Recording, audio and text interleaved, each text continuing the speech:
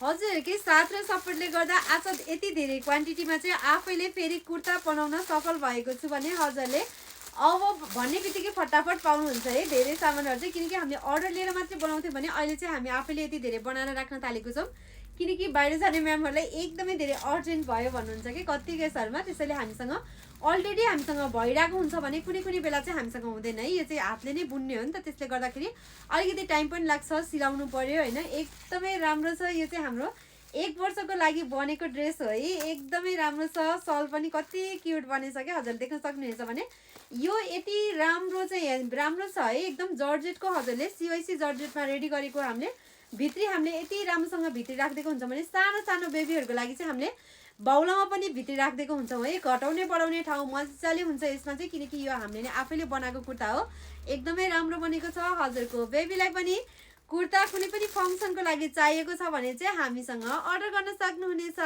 Thank you.